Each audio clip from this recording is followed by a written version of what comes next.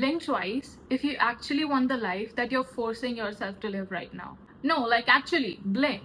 Because some of you are committing to things you don't even like and you keep on going with the same thing every single day and it's exhausting for you guys. I understand that. You ever notice how people say that I had no choice, I just had to go through with it because I had no choice and I literally am the victim in the whole situation? Well, I don't think that. And then you look at the situation from a third perspective and you think that no, they actually did have a choice, but they're actively doing the same things that they are doing right now and blaming themselves for their own failures. You do have a choice, but you don't like the consequences of the other option. Whatever you're doing right now is comfortable, it's stable. You don't like the thought of failure if you keep pursuing the other thing that you're trying to do, right? And no, I'm not judging you. Trust me, I've done that. But at some point, you have to ask yourself, are you even stuck or are you just staying in the same situation because it's comfortable, because it's familiar, because it's stable? Okay, this is my favorite one. People will be miserable for years and you will see them complaining about every single thing that they're doing, right? And they'll tell you that I've come so far and I just can't quit now. Okay, and so let me get it straight.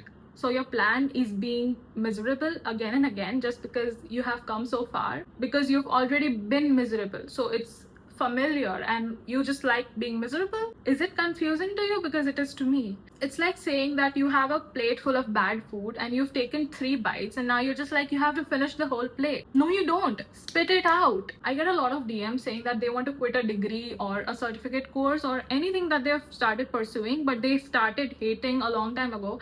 But they're like, I've come so far, I've already spent 6 months, so why not another 2.5 years? What? Some of you picked a degree at 17. And now you are 23, 24, 25 crying about it. You are stressed and you're exhausted and you're telling me that you cannot quit now because you've come so far. I just don't understand why. Who's gonna arrest you for making decisions that benefit you in the future? Half of the things that you think, people are thinking that you're a failure and you did not do all of that. They're not even thinking that. You're not even in their thought process. Nobody gives a shit about you. Nobody gives a shit about what you're doing in your life. So stop caring about what people will think if you change lines. I already do say it in a lot of videos that you have your own lane, okay?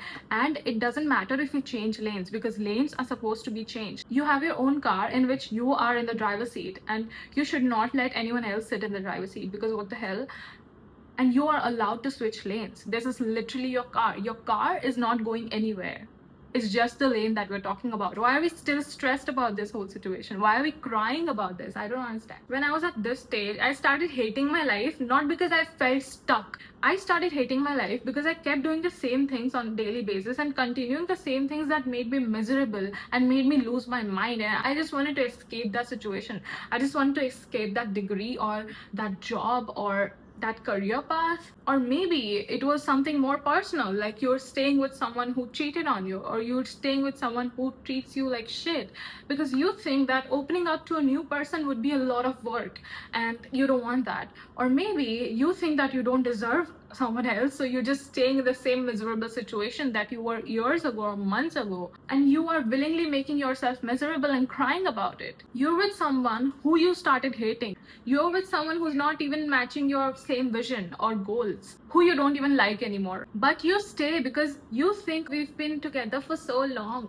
My dear kings and queens, let me be very clear with you, is that the person who is with you, who's treating you miserably, who you are with for a very long time, is not going to change. If you think that they're making you miserable, they're not going to change. What the hell? If you think that they're going to change after a certain big step like marriage or kids, they're not.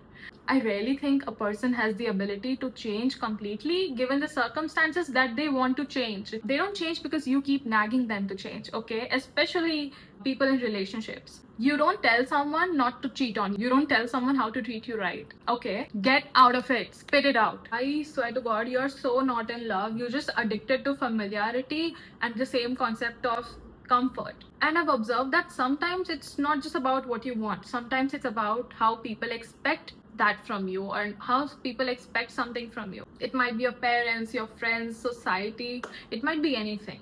And you think that you're obligated to continue in the same situation that you were, the current situation which is making you miserable, my love. You think that you're obligated to stay in that. And queen, you're out there living your life for the people you don't even care about, for the people who don't even care about you. You're making them comfortable by leading a life that's making you miserable. I swear to God, those people do not care about you. Those people do not give a shit about your decisions. Maybe if you do something different, maybe if you switch career paths or leave your partner, they're gonna talk about it for a while and they're gonna forget about it. I swear to God, they forget about it. But if you continue with that situation, you will have to sit with yourself at the end of the day and think that how miserable you made yourself, and you're gonna start blaming others for your own failures. I don't want you to do that.